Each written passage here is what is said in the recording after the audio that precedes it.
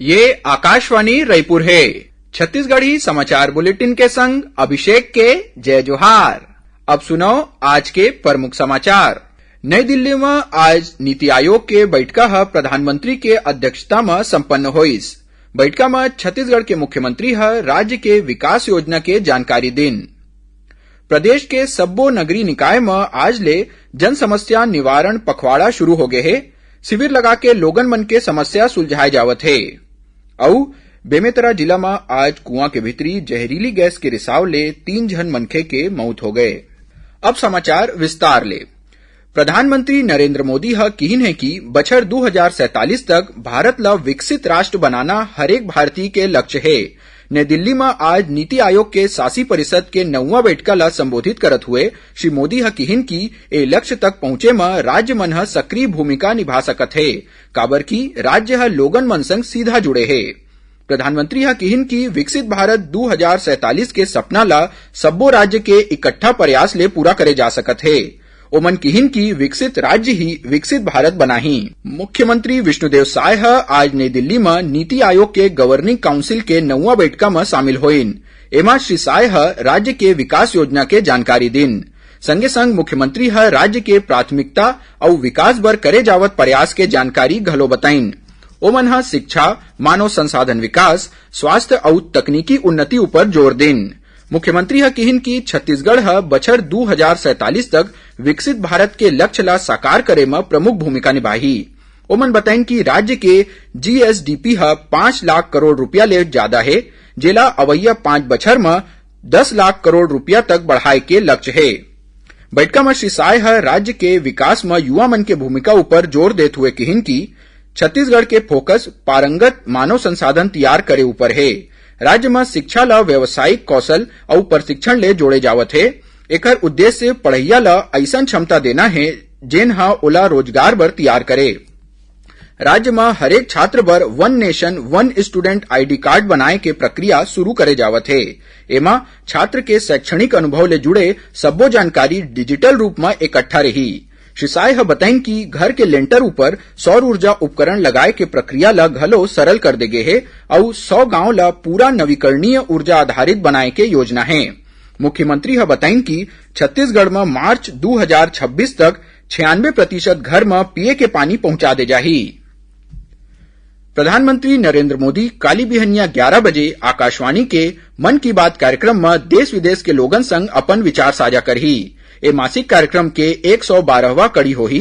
श्री मोदी के सरलग तीसरैया पइत प्रधानमंत्री बने के बाद ए दूसरा कड़ी होही। ए कार्यक्रम आकाशवाणी और दूरदर्शन के सब्बो नेटवर्क, AIR न्यूज वेबसाइट और news on AIR mobile app में घलो उपलब्ध रही।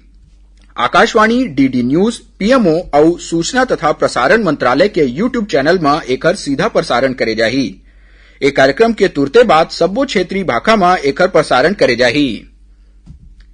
बेमेतरा जिला में आज कुआं के भीतरी जहरीली गैस के रिसाव ले 3 मनखे के मौत हो गए। हमर संवाददाता ले मिले जानकारी अनुसार नवागढ़ थाना क्षेत्र के गांव कुआं में 2 जन मनखे पंप निकाले बर कुआं में उतरे रहिन। ओमन कुआं के भीतर ही बेहोश हो गए। दोनों ला बचाए बर तीसरैया युवक घलो कुआं में उतरिस और उहू बेहोश हो गए। तीनों जन के कुआं के अंदर ही मौत हो गए। घटना के सूचना पाके तहसीलदार और पुलिस टीम मौका में पहुंचिस और तीनों युवक के शव ला कुआं ले बाहर निकालिस। पुलिस मर्ग कायम कर ली से। उन्हें सूरजपुर जिला के जयनगर थाना क्षेत्र में घलो कुआं के भीतरी जहरीली गैस के रिसाव ले 1 जन मनखे के मौत हो गए। सुनैया मन ला बता दन कि काली इतवार के हल्बी और गोंडी बोली में समाचार बुलेटिन प्रसारित करे जाही। ए दिनों बुलेटिन आकाशवाणी केंद्र जगदलपुर ले प्रसारित होही, जेला बस्तर संभाग में ही सुने जा सकी।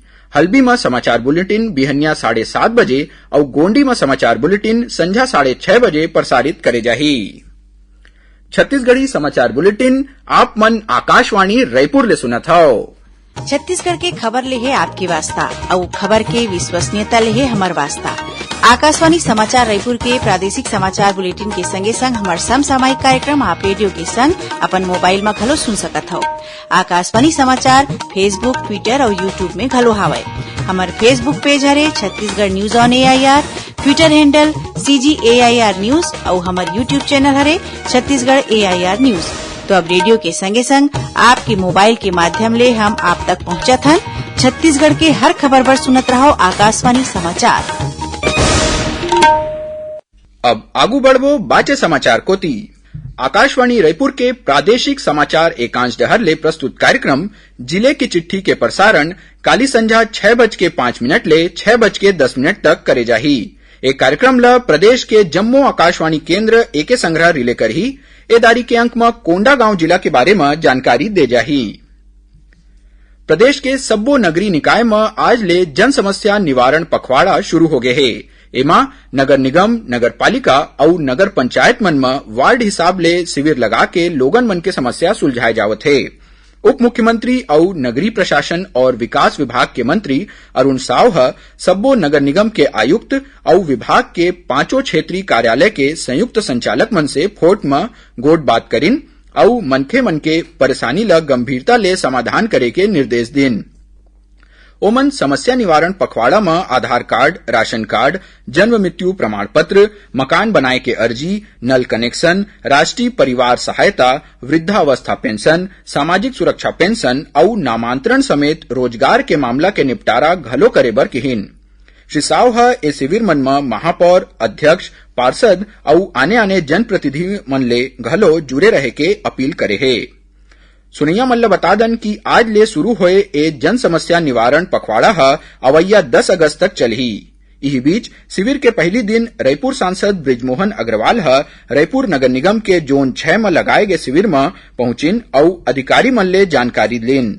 ओमन किहिन की पीएम सौर घर योजना के फायदा ज्यादा ले ज्यादा लोगन ल दे जाए। कबीरधाम जिला में आज 13 लाख रुपया के एक इनामी महिला माओवादी आत्मसमर्पण कर देस। एकर ऊपर छत्तीसगढ़ और महाराष्ट्र में 55 लाख रुपया और मध्य प्रदेश में 3 लाख रुपया के इनाम घोषित रहीस। मिले जानकारी अनुसार राज्य सरकार के पुनर्वास नीति ले प्रभावित होके ए महिला माओवादी राजनांदगांव रेंज के पुलिस महानिरीक्षक दीपक कुमार झा और कबीरधाम के पुलिस अधीक्षक अभिषेक पल्लव के आगू आत्मसमर्पण करेन। यह गोंदिया राजनांदगांव बालाघाट जीआरबी डिवीजन में टांडा मलाज खंड एरिया कमेटी के सदस्य बन के काम करत रहीस। ओती दंतेवाड़ा जिला में 2 महिला माओवादी मन डीआरजी कार्यालय में बड़का पुलिस अधिकारी मन के आगू आत्मसमर्पण कर देस। ये दोनों जन भैरमगढ़ एरिया कमेटी में सक्रिय रहिन। इही बीच सुकमा जिला में कुर्रेगुट्टा के जंगल में कोबरा बटालियन के टीम 2 माओवादी मन ला बम बनाए के सामान संग पकड़े है। गिरफ्तार दोनों माओवादी मन पाछू महीना जगरगुंडा थाना क्षेत्र में पुलिस गाड़ी ला आईडी विस्फोट ले उड़ाए के घटना में शामिल रहिन।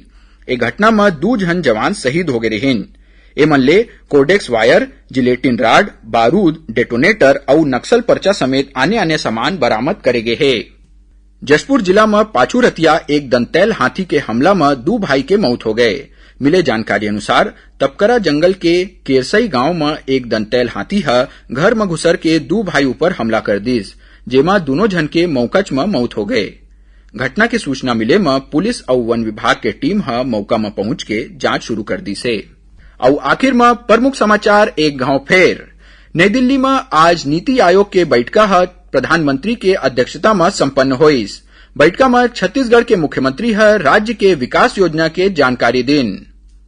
प्रदेश के सब्बो नगरीय निकाय में आज ले जन समस्या निवारण पखवाड़ा शुरू हो गए है। शिविर लगा के लोगन मन के समस्या सुलझाए जावत है। और बेमेतरा जिला में आज कुआं के भीतरी जहरीली गैस के रिसाव ले 3 जन मनखे के मौत हो गए।